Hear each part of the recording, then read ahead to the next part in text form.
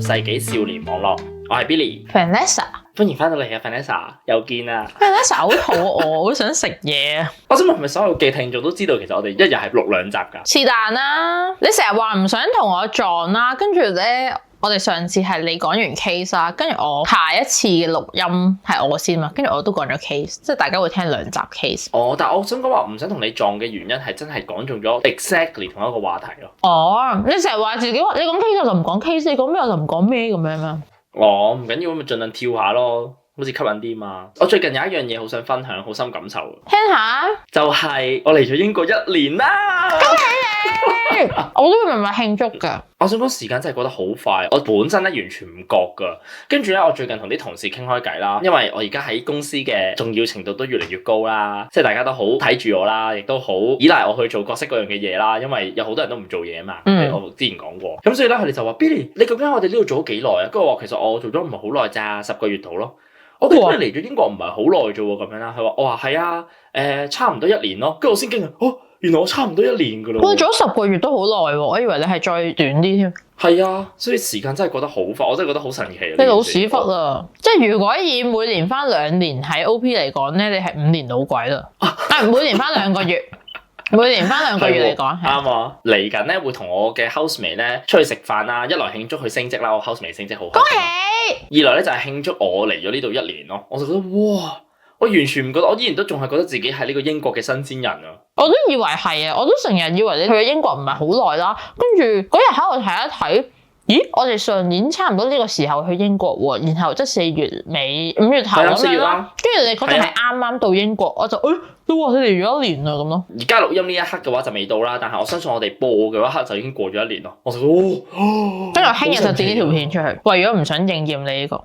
唔係我呢條片我剪噶喎，我就搶嚟剪，我幫你剪啦。好事嘅係咧，我就覺得自己都幾適應英國咯，即係我知道我身邊有好多人都好似之前咁講啦，即係唔係好適應英國啊，或者可能有啲唔開心啦。我反而去英國覺得幾開心，又生活得幾好，融入英國文化都幾好，然後英文又大進步。係啊，我而家英文大躍進啊，而家有。係啊，我就冇咯。主要係因為我份工成日都要講英文咯。都唔係，我覺得我嗰日先同我男朋友講完話，我其實雖然我冇乜點樣出去同人講英文啦，咁都有翻過下工啦。翻工嗰排英文係會流利啲嘅，即係會講得 smooth 啲啦。但係咧，整體嚟講咧，對英文嘅了解係深咗嘅。哦，咁即係所以你都有進步咯。即係始終都有喺度收，即係譬如一啲用語啊，或者一啲口語少少嘅講法咁樣咧，你就會而家明顯啲睇得出，即係好似我琴日同你講有個人鬧我啦，跟住佢講咗句英文啦，就 Chinglish， 但我唔係想笑人 Chinglish， 但係佢鬧我。OK， 主要係因為佢鬧你。係啊，佢鬧我，叫我講出加拿大咁樣嘅言論，但係又要用啲咁柒嘅 language 同我講，我就覺得好柒。我而家嚟咗呢之後，我就其實喺英國咧就唔算好多香港嘅朋友啦。我主要有2個我最 friend 嘅 best friend 啦，一個係我中學同學，一個係我大學同學。佢哋一早就嚟咗英國㗎，咁所以佢哋2個就係陪伴我英國嘅生活啦。照住你啊，好似太陽咁樣啊！跟住我 housemate 啦，我 housemate 係香港人嚟嘅，咁所以我哋都會用廣東話溝通啦。我喺呢度識咗少量嘅香港人朋友嘅，咁都係用廣東話溝通啦。但係其實我主要每日嘅生活咧，我都係講英文多，即係我翻工啦，我同同事傾偈啦，我喺呢度識嘅朋友啦，咁全部都係講英文。咁所以就無可避免地，無論係英國文化或者英文上都即係有融入到呢度咯。恭喜你啊！我就係一個出街都唔使講英文嘅人。我因為加拿大有好多地方都係講中文，冇錯，即係倫敦就真係要講英文多。真係啊！呢度就係你如果嚟咧，佢真係似嚟咗一個舊啲嘅香港，或者係去咗一個中國嘅某一個地方咁樣咯。咁你係開心定唔開心啊？對於呢件事，我會方便好多，容易啲適應咁樣咯。但係我同我男朋友咧都會不約而同地，有時揸車會去一啲我哋因為呢度咧就冇咁近華人區，華人區係高啲，我哋就低啲近啲湖嗰邊嘅，咁就會抵啲嘅位，近水嗰邊咧就會多翻少少白人，一有翻呢啲咁嘅外國氣息，我就話中意呢度。我好記得咧，當初我一嚟到嘅時候咧，你嚟英國玩嗰5月頭啦，你有問過我就係話，Billy你覺得喺倫敦多唔多香港人啊？就眼所見，你就話因為你覺得喺加拿大真係見到有好多，而且多咗好多咁樣啦。咁我就話喺倫敦咧，你唔會特別覺得多香港人或者多乜嘢人。倫敦就係一個文化大熔爐啦，佢好多黑人，好多印度人，好多亞洲、日本、韓國、中國、台灣人又多，香港人固然都多。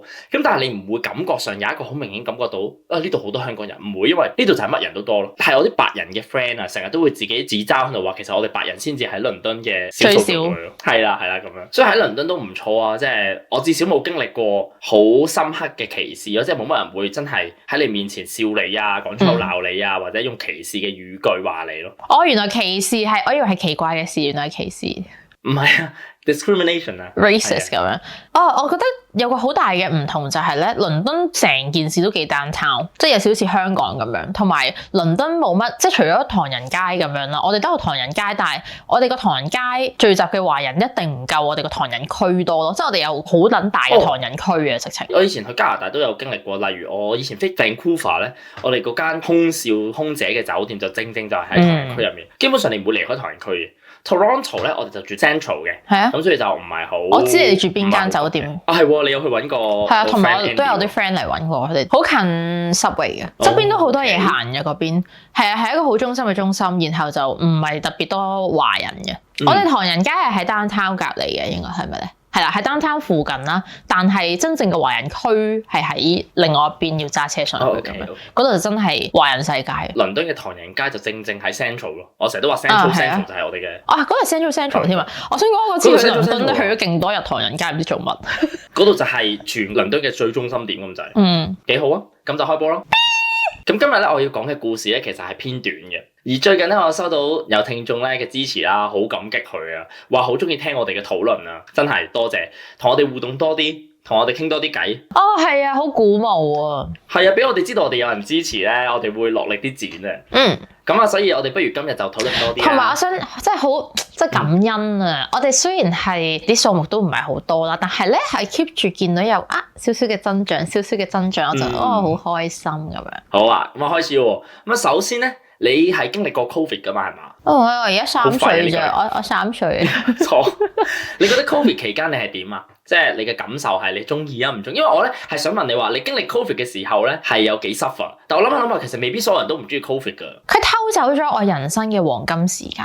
我真係覺得係被偷走，我真係覺得嗰幾年好停滯，所有嘢都。我都覺啊。即係你又冇得去旅行經歷人生啦，你做嘅工作都係只可以喺好本土做好多嘢啦，同埋冇乜發圍咯。係啦，你又唔敢去做一啲好大嘅 move 啦，所以 Covid 係真係凍結咗嗰幾年嘅人生。我覺得呢啲就可以後悔下，又唔係後悔，即係就覺得可惜咯。同埋我 Covid 嘅時候係我黃金時期啊，係我人生都係我嘅黃金時期啊，我嘅20好啦，咁如果有個人話佢可以幫你解決香港嘅 Covid， 但係每個香港人要收10萬，你俾唔俾？人哋都俾唔起，即係你唔會俾咯。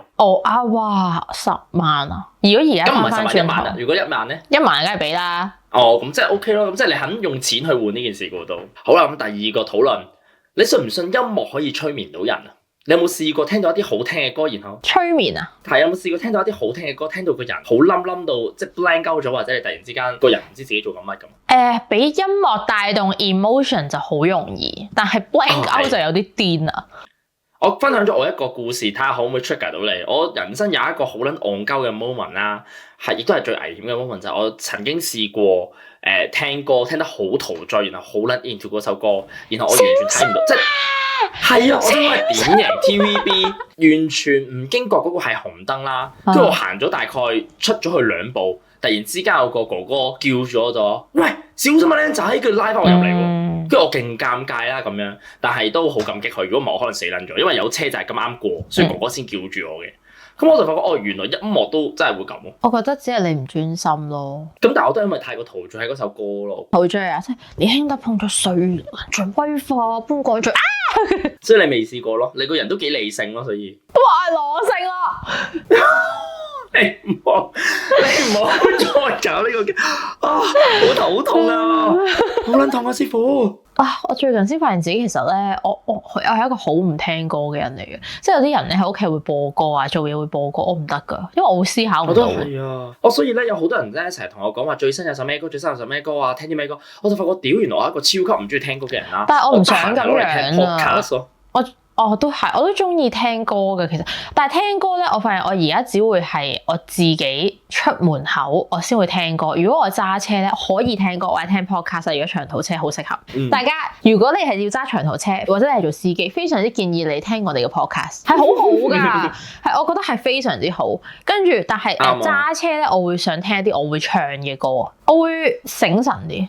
我而家越聽越少歌啊，搞到我死咯！我自從遇上咗 podcast 呢個毒癮之後咧，我就好少再聽歌。即係譬如我今日會出去同朋友玩，我就自己搭車咧，我就會聽歌嘅咁樣咯。OK， 我今日咧想同大家講嘅咧係一個幾出名嘅童話故事，哦、叫做《花姨魔笛手》，有冇聽過？你琴日同我講嘅時候，我聽過咯。我話我唔知咩語言咯，花姨魔笛手。花姨咧係好花呢碌嘅衫啦，花姐再老啲嘅花姨咯。魔笛手咧就係一個好厲害吹笛吹到着咗魔嘅魔笛手，佢就係一個着住花衣又好厲害嘅吹笛技巧嘅一個人。嗰啲啊，你要分享，你講魔笛手，因為我最尾先分享好冇？你提我啊。OK， 花衣魔笛手咧係一個源自德國嘅民間故事嚟㗎。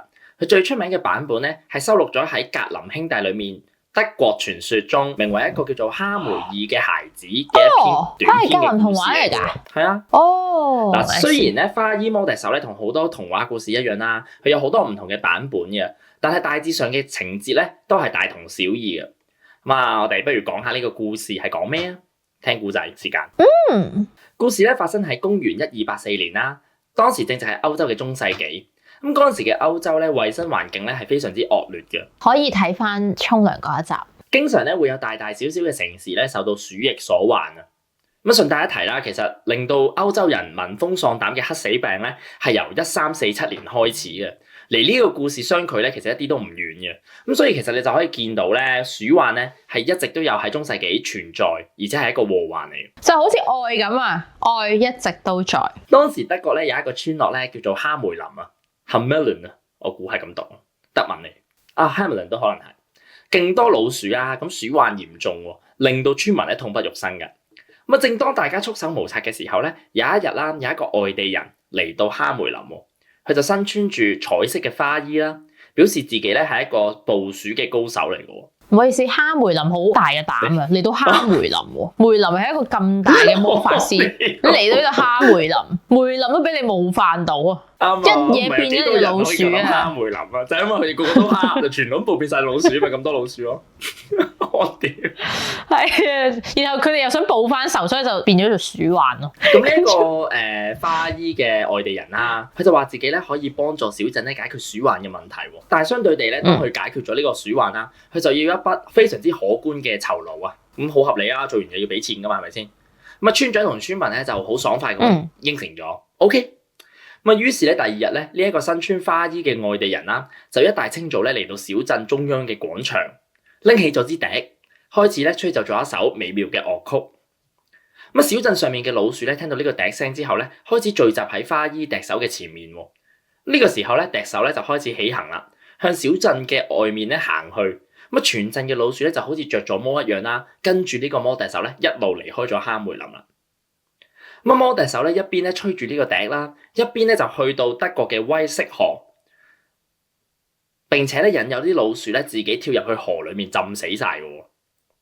好快咧，成個哈梅林嘅鼠患咧就因為花衣魔笛手嘅笛聲咧全部消失晒啦，非常之厲害。第二日啦，當魔笛手咧向村長同埋村民收取酬勞嘅時候咧，村長同埋村民咧竟然反悔唔肯俾錢喎，真係仆街嚟㗎！呢啲村長真係咧〜咁魔笛手啊非常之嬲啦，咁咧就轉身憤然離開咗呢個哈梅林啦，超級順攤。啊，幾個禮拜之後咧，花衣魔笛手咧突然之間再次出現喺哈梅林喎。咁魔笛手咧又再次咧喺一大清早咧嚟到呢個廣場中央咧吹奏呢個笛。咁啊美妙嘅笛聲，今次吸引嘅咧就唔係老鼠啦，而係全村嘅小朋友啊。咁啲小朋友咧就好似着咗魔一樣，跟住魔笛手咧離開咗呢個小鎮，然後咧就引誘到去山洞裡面。從此咧呢啲小朋友咧就音訊全無。全村嘗試過咧，周圍去揾啦，但係都完全揾唔到。全鎮嘅小朋友咧，從此就下落不明啦，亦都咧再冇人見過呢一個身穿七彩花衣嘅魔笛手啦。呢個咧就係呢個童話故事啦，係咪啊？咁咧其實喺唔同嘅版本上面咧，花衣魔笛手咧係有唔同嘅結局嚟噶。最普遍嘅結局咧，就係全部小朋友下落不明啦，又或者喺呢個山窿裡面咧，活活咁樣困死咗噶。有一個版本咧係話有一個啞嘅同埋一個盲嘅小朋友咧走得甩，但係因為佢哋講唔到嘢同埋睇唔到嘢嘅關係咧，所以就話唔到俾村民聽究竟啲小朋友咧被帶到去邊一度。哦，佢哋唔識合作技㗎。10兄弟都識得咧，有個人跛嘅，有個人盲嘅，咩孭住佢行啦。咁咧又有一個版本咧，就係話最後村民咧係有跪低嘅，決定俾錢啦。魔笛手咧最終咧就釋放咗全部嘅小朋友，全部小朋友咧平安咁樣翻到哈梅林，咁啊算係咁多個版本裡面最好嘅結局嚟啦。所以我成日都話咧，其實有好多童話故事都唔係俾小朋友睇嘅，勁恐怖。呢個勁恐怖啊！呢個唔係白雪公主咁簡，即係白雪公主係冇咁恐怖嘅，即係本身嘅故事。我懷疑我都有聽過下呢個故事。因為咧，我有中意一套美劇咧，叫做《童話鎮》啦。咁 Once Upon a Time 即係都係嗰種咧，我係啊，呢套又係嗰啲即係劇情好有趣嘅。即係我成日都有分啲戲咧，係有啲係劇情好有趣，但係就未去到好有營養；有啲就係好有營養，劇情都好睇咁樣。咁佢就屬於嗰種好睇嘅戲咁樣。有啲似《溏心風暴》都係嗰種幾搞笑嘅戲咁樣咯。跟住咧，Once Upon a Time，佢有一個本身有個故事設定都幾特別咁樣咯。然後咧，每一集佢都會講一啲童話世界嘅人物咁樣去諗落佢嗰條故事線嗰度，然後就都諗得通咁樣。而佢哋會變咗一啲現代人咁樣嘅，好得意啊！跟住應該係一啲後邊啲嘅集數，就有一集好似係講一啲以前嘅事，係有見過有個人帶走晒啲小朋友，好驚啊！即係我有印象咯，你咁樣講話有個人帶走小朋友，唔出奇啊，因為佢係專講童話故事嘅，係啊。好啦，咁童話故事咧就講到呢一度啦。咁點解會有今日呢個主題咧？當然就唔係咁簡單啦，係咪先？咁喺近代咧，其實有好多人咧研究過《花衣魔笛手》呢一篇童話故事嘅，都得出咗一個結論，就係認為呢一個故事咧並唔係作出嚟嘅童話故事，而係歷史上咧真實發生過嘅機會好大。老鼠喎、啊！咁呢個故事咧雖然係簡單啦，但係背後咧就有各式各樣嘅理論啦。相關嘅歷史考據咧更加係層出不窮噶。咁就咧顯示咗咧呢一個唔單止係一個童話啦，好有可能咧係基於一個歷史事件發展出嚟嘅一個傳說嘅童話故事。咁當然啦，喺呢個故事裏面有幾多分幾多真係假咧，我哋都可以有自己嘅一個考量嘅。咁最早咧其實可以追溯到咧故事最早嘅呢個記錄，就係喺呢一個德國小鎮哈梅林裏面嘅一個哈梅林教堂。佢有一個彩繪嘅玻璃窗，而呢一面彩繪嘅玻璃窗咧係可以追溯到去呢一個公元1300年，上面咧就畫有呢一個魔笛手嘅畫像啦。咁啊再嚟咧，大約係喺公元1440年至50年編寫嘅呂納堡手稿。呂納堡係德國嘅一個城市啦，佢裏面有個歷史嘅文件叫做呂納堡手稿啦。上面咧就寫住公元1284年喺6月26號聖約翰同埋保羅紀念日嘅呢一日咧，有一名身穿花衣嘅笛手咧，引誘咗130名哈梅林嘅孩子，佢哋最後嘅身影咧出現喺名為科彭 Copen 嘅呢個地方附近，就係呢個手稿上面記載住嘅一句説話啦。咁而喺當地咧被稱為魔笛手之家，可以追溯到去咧公元1602年嘅半木造建築裏面咧，有一塊板咧上面寫住類似嘅資訊。記錄咗咧有130名孩子咧失蹤咗嘅喎，咁有鑑於此啦，咁所以其實歷史學家咧就開始考證，想要知道咧究竟呢一個花衣魔笛手嘅故事咧，究竟邊啲地方係真，邊啲地方係假？更重要嘅係，究竟公元1284年6月26號咧發生咗啲咩事咧？哇，咁 exact 日子啊！因為文獻有記載啊嘛，頭先。佢哋以前咧好中意攞啲細路攞嚟標心咯。好似 Rumpelstiltskin 咁樣咧，佢都係話我要你第一個仔咁樣咯，因為好中意仔嘅。同埋咧我突然間醒起，即係啱啱講下咧，我就話即係講一講嗰套劇咧，佢最有趣嘅地方就係咧，你以你所知嘅一啲童話故事啦，跟住佢會有少少改編嘅，即係例如可能花衣魔笛手咁樣啦，咁本身個故事就係話佢引誘咗嗰啲小朋友走嘛，即係可能咧嗰個故事就會改編到原來係有少少苦衷，嗰啲人係特登跟佢，就可能佢哋全部都係被家暴嘅小朋友，就跟咗佢哋就咁樣咯，跟住。我就好中意佢呢啲咁樣改編嘅得意咯，幾中意，因為其實有少少似嘅。咁啊，有關呢一個哈梅林花衣魔笛手嘅真相咧，歷史學家啦同埋呢一個花衣魔笛手嘅研究者咧，係有幾個唔同嘅推論假設㗎。咁不如我哋一齊去討論下呢啲假設啦，幾有趣嘅。好啦，咁第一個咧就係自然災害論啦。咁首先咧，歷史學家咧喺消失嘅小朋友數量裏面落手啦，要令到130個小朋友突然之間喺同一時間消失咧，其實自然災害可能係其中一個説法嚟嘅喎。咁就好似佢哋唔小心俾暴進嘅溪水浸死咗啦，又或者係俾土石流掩埋咗啦。而故事裏面咧浸死嘅老鼠咧，其實正正就代表住呢啲遇難嘅孩子。咁魔笛手咧，其實係象徵住一個死神嘅形象嘅。哦，即係有件咁嘅事發生咗，就作咗呢啲嘢，就講呢件事咁樣。咁第二個假設咧，就係佢哋俾異教嘅一啲巫師拐走咗。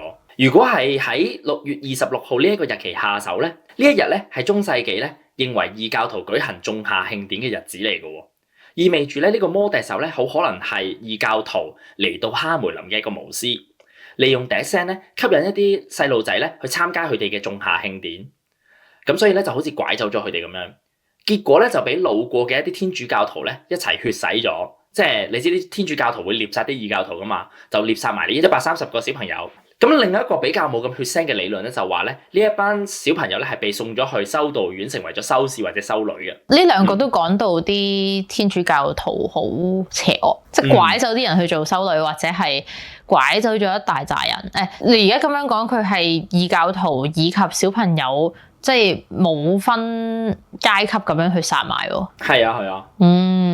咁但係個意思係佢哋係貪得意去跟異教徒去玩嘅意思。玩，然後唔小心俾啲天主教徒一次過。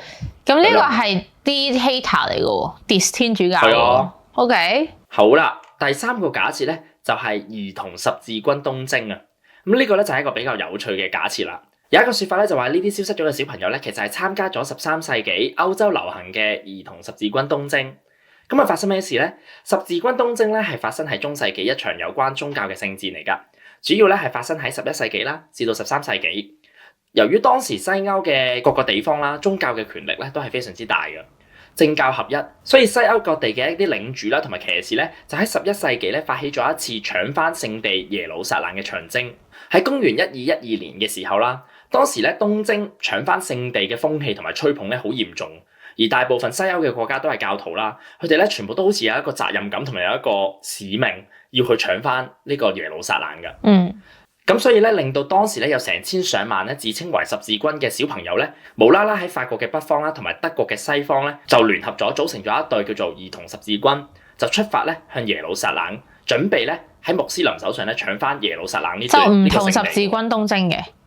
佢哋其實都係同一個時間出發，但係啲小朋友突然之間自己組咗一隊，然後就話即係做咗一個兒童版。OK。係啦，就去 join 佢哋咯。幾得意喎，但係好可惜嘅係咧，喺歷史文獻上面記載啦，即係呢個兒童十字軍係真係有出現過嘅。只不過唔知呢班哈梅林係咪就係其中一班啫。OK，呢班兒童十字軍咧係從來都冇抵達過耶路撒冷嘅。應該就係中間。係啦，因為咧有好多兒童嘅十字軍咧喺旅途裡面咧唔小心咧就被當成係奴隸咁樣賣咗去。剩低嘅小朋友咧，全部都唔知去到邊。我以為係佢哋即係啲糧食啊、求生技巧唔夠好。好慘啊！佢哋就係俾人哋呃咗，然之後咧就突然之間喺中途站俾啲人賣咗去做奴隸咯。但係呢個係歷史事件嚟嘅，呢個唔係傳說嚟嘅，係啦，即係兒童十字軍呢件事。第四就係講呢一班消失嘅小朋友咧，其實係代表住移民咗去東歐嘅年輕人啊。呢個説法咧，其實係嚟自於哈梅林博物館嘅專員賴莫。咁咧，佢就話咧，哈梅林魔笛手咧，其實咧係描繪咗，因為當時經濟蕭條啦，喺德國咧有好多人咧想移民去東歐嘅，咁啊包括一堆年輕人啦。根據歷史咧，當時嘅東歐咧，可能經濟嘅環境上面咧係好景過德國嘅，所以咧有唔少西歐嘅年輕人咧都想往東走啊。而魔笛手咧其實就係負責招兵買馬啦，吸引大家移民。蛇頭係啦，咁啊賴莫就話啦，佢係警雄啊，係啊，幫你移民咯，係啊。咁魔笛手其實扮演嘅咧就係所謂招聘者嘅角色啦，佢哋負責帶大家咧移民去東歐。根據歷史所講咧，佢哋係會着住五顏六色嘅衣服啦，同埋會吹奏住呢啲樂器咧去吸引嗰啲咧想移民嘅人咧注意到自己，然後咧拜託佢哋咧。你睇下我幾光鮮，你睇下我幾靚，快啲過嚟跟我移民啦！又或者可能係而家我哋喺旺角有一班人嘩眾取寵跳拍舞啊，唱首歌，然後就話啊，其實咧我係想點點推銷你咁樣咯。第五個假設。呢個咧就係最悲慘嘅一個假説嚟嘅，就係呢呢一單咧其實係一單兒童嘅綁架案啊。咁咧呢一個咧係比較符合現代犯罪事件嘅理論嚟㗎，可以話係咧其中一單古代發生過嘅一單犯罪大標心啊，true crime 啊。咁啊指出咧，其實呢個摩笛手咧可能係當時嘅拐子佬，趁住呢啲小朋友咧熟睡嘅時候咧綁架咗大量嘅小朋友，然後將佢哋販賣去唔同嘅地方咧做奴隸嘅，甚至乎呢一個摩笛手自己本人咧可能都係戀童癖者嚟嘅。咁啊賴莫認為咧，好幾個世紀以嚟啦，啲人咧只能夠口耳相傳啦，令到呢一段故事咧流傳喺小鎮居民嘅集體記憶裏面。可能係因為咧真相真係太過沉重，所以咧佢哋就唔想寫低，就將佢神格化同埋傳說化。哦，或者係因為呢個真相太過可怕啦，呢啲官方咧唔願意多講啊，所以咧就冇留低太多嘅細節，反而係加多咗好多一啲童話嘅色彩喺入面咧，令到呢個故事咧可以用冇咁恐怖嘅方式咧流傳落去嘅。第六個假設亦都係最後一個假設啦，就係咧病死啊！我覺得呢一個咧係最符合科學嘅推論嘅，就係呢130個小朋友咧，可能係喺鼠疫橫行哈梅林嘅呢幾年裏面咧，受到病毒感染而死㗎。當時咧中世紀對於病毒嘅知識非常之貧乏啦，所以為咗傳說化呢一件事咧，就將呢130個小朋友病死嘅事實咧，就寫成為咧俾呢一個可以控制老鼠嘅摩笛手帶走呢一件事咯。咁你覺得邊一個說法係最合理啊？咁你嗰陣都有話係鼠疫啦，同埋個故事都有鼠疫，咁第六個係合理啲。我相信可以係，即係你又話有文獻記載啦，咁好可能係真嘅。然後就係未必係好似頭先第5個咁樣啊，太悲慘啦！我哋攞呢個故事去 rap 佢啦。我覺得未必係咁樣，佢可能有機會係有一堆小朋友一次過走咗啦，即係死咗，然後可能有啲人寫咗個故事啫，跟住呢件事改編咗一個故事，所以先有個咁樣嘅流傳咯。都好合理嘅咁樣，係咪啊？可能咧嗰陣時係冇咁 we 咩，又話有魔笛會吹走，只不過係突然之間有130個小朋友，無論係病死咗又好，咗呢件事啊，係啦，消失咗又好，去咗參加十字軍又好，去咗移民咗去東歐都好，總之佢哋離開咗啦，然後就將呢件事變成一個故事講出去咯。都似係死咗嘅，咁佢最尾即係本身，即係呢個都係一個悲劇故事嚟噶嘛。其實對於呢個花衣摩笛手嘅真相咧，其實仲有好多唔同嘅揣測㗎。以上呢6個咧，只係一啲比較大路嘅假設嚟嘅。咁但係無論點都好啦，即使呢一個花衣摩笛手背後咧，可能係一場真實發生過歷史嘅悲劇啦。呢個故事咧，仍然咧係幫呢個全世界咧係帶嚟咗好多即係影響㗎。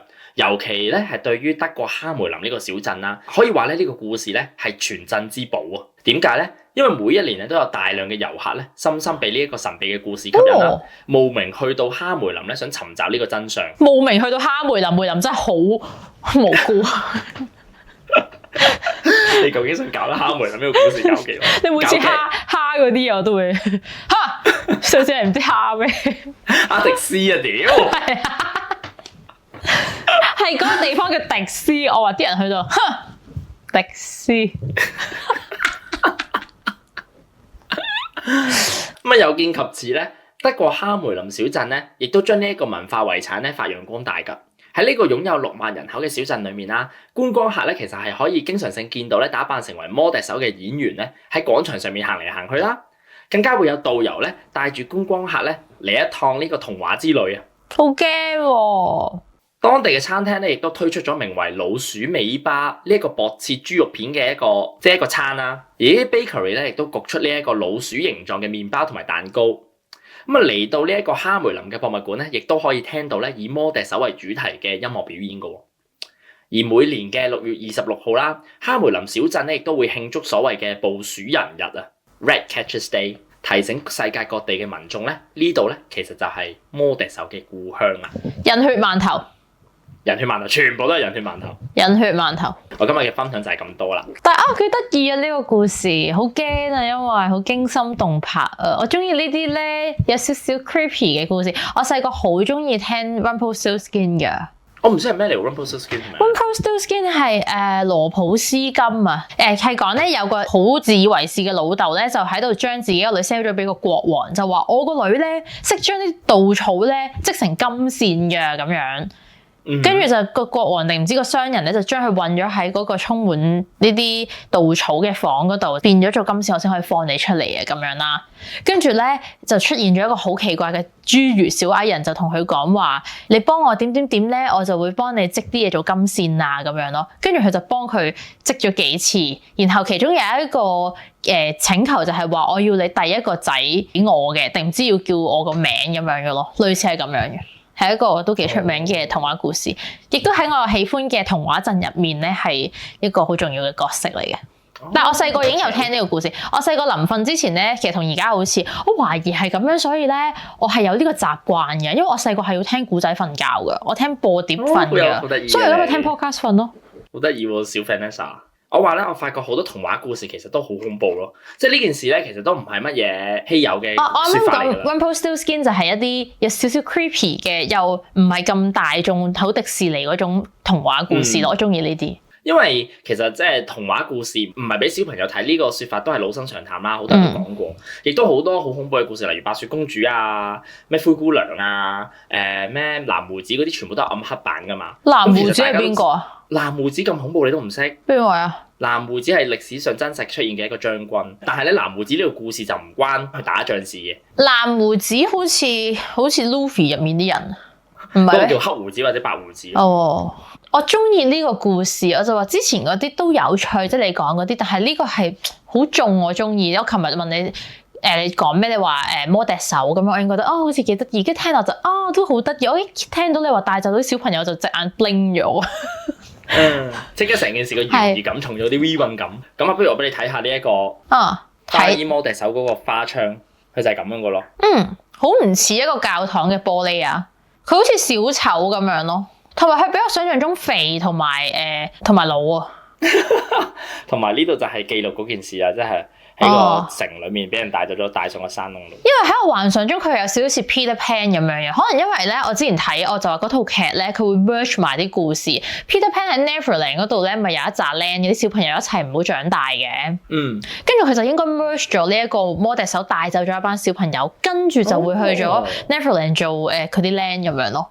好有趣喎！係啊，所以我就幾得意幾得意。咁冇噶啦，我今日分享都完噶啦。我未喎。你係咪有嘢想分享？我有啊。我記得你。因為你講花衣魔笛手啊，我就醒起我上個禮拜我就去咗我朋友屋企吹色士風啊。因為啲人成日話一啲喇叭類型嗰啲樂器咧，唔係一日就即係唔係咁容易吹到嘅。係有啲技巧。係你要學咗一輪先會學到。跟住我 friend 都話有啲小朋友可能就係因為你個入門咗個位咧，你可能頭幾堂都未必吹得出聲，你就已經想放棄咁樣咯。即係佢唔係牧童笛咁易吹到嘛。跟住我哋嗰日就去試吹啦。跟住我同我 friend 都即日就吹到咯，即係吹咗一陣就吹到就你就好開心。讚我啊！我想你讚我啱啱係我同我另外一個 friend 都即刻吹到，跟住識吹嗰個就話佢之前都俾過其他人吹，唔係個個即日吹到嘅。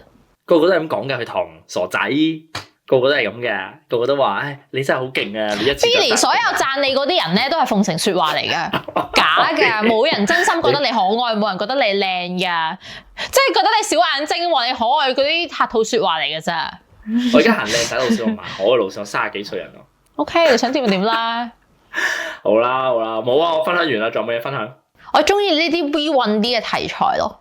我有時咧有啲題材係我想講，或者我想聽，然後我就覺得好似你講會好聽啲，跟住就有啲想你講咁樣。我自己提案。咁你可以提案俾我咯。冇啊，即係我可能會直接想聽光明會嘅故事或者共濟會嘅故事呢一種咯。即係其實我已經聽過，但係我都會再想聽咁樣咯。係啊，我明啊。你有冇啲咩想喺我身上面聽到啊？係咪我歌聲啊？我覺得你咧講一啲撩楞，然後有少少搞笑嘅話題咧，係幾有趣。例如沖涼。I mean 唔單止你淨係分享嗰件故事，而係沖涼係一個好乜撚嘢主題啊咁樣，但係你又會覺得好有趣咁樣。即係唔係真係有一個好完整嘅故事咁樣嗰啲。係啦，就分享一啲好冷門嘅嘢咯。嗰啲要做好多資料搜集㗎，你諗下沖涼咁闊，好攰啊。好啦，咁就咁啦。如果大家中意我同 Vanessa 嘅話，記得 follow 我哋嘅 social media 啦。我哋喺 Apple Podcast、Spotify、YouTube 同埋 IG 咧，都係叫做20世紀少年網絡 20th Teen 咁樣。好想大家同多啲我哋互動啦。今個禮拜我哋開始有人同我哋即係 inbox 啊，又會俾下提案我哋。我同 Vanessa 個心花好怒放啊，同埋好開心 Billy 咧我哋將我哋本人嘅 IG follow 咗啊，喺我哋個 account 嗰度。雖然本身我哋都係 tag 自己，但係即係都好歡迎你 follow 我哋。啱啊，咁啊，同我哋傾多啲偈啦，提案下話俾我哋聽，講俾多啲咩你支持我哋啊！如果唔係，我會覺得人生冇乜樂趣啊。係啊，即係雖然可能大家都覺得咁樣好戇鳩啦，但係聽眾們，你曾經喺我 IG 同我支持過我嘅咧，我都係有個動力。係啊，好開心即係無論聽眾們又好，或者觀眾們都好，即係你兜口兜面同我講嘢，或者係你試過 DM 我咧，我就發現呢啲嘢其實對於一個即係有啲老土，但係對 creator 嚟講係真係好緊要啊！因為我哋會覺得哇，如果冇咁樣嘅話，係咪真係冇人聽咧？其實係啦，就冇人睇，冇人聽。聽。所以我上次喺香港咧，我撞到一個 creator 啦，跟住我都會覺得自己有啲 cringe 嘅，我就行埋去，我就經過即係擦肩而過就hello，我就嗌譬如佢叫做小矮人，我小矮人 hello，我有睇你啲片啊，好睇，加油咁樣。跟住佢嗰下都有啲尷尬，但係我作為如果我係一個 creator，聽到呢啲説話會好開心咯。我希望我都會尷有尬，令到佢開心。放到癲咯。係啊，我知道佢哋會開心，所以我特登講嘅，唔係我都真係覺得佢幾得意咁樣咯。你係一個好聽眾啊，即係我哋都唔係需要金錢嘅回報，係啊，唔係金錢回報梗係好啦，你 buy me a coffee 梗係好啦。buy me a coffee 啊，開嗰啲。但係我覺得唔係我哋 Billy 其實唔係啊，我哋做咗咁耐咧，我哋真係為錢咩？啱啊！如果為錢，我哋一早放棄咗啦。即係我唔知你哋係呢個 podcast 先識我哋定係咩啦，但係我同 Billy 啦，即係好耐之前已經開始有拍下嘢咁樣咧。跟住我早排就同 Billy 講，我就話其實我哋拍咗咁耐嘢咧，一路以嚟咧，我哋咁耐都仲做緊差唔多嘅嘢咧，就證明我哋真係中意呢件事，而唔係真係啊！即係當然有成功啊，梗係好啦，但係其實我哋亦都樂於做咯。啱啊！成功係睇你點睇嘅啫，可能我哋都叫做小成功咧。我開心咯，開心人最緊要人冇事同埋開心。我呢排嘅宗旨。唔好再講呢啲嘢，好啦。唉，白花油屌喺度尾，唉。拜拜拜拜拜拜。cut 咗佢嗰段，喺啲插。cut。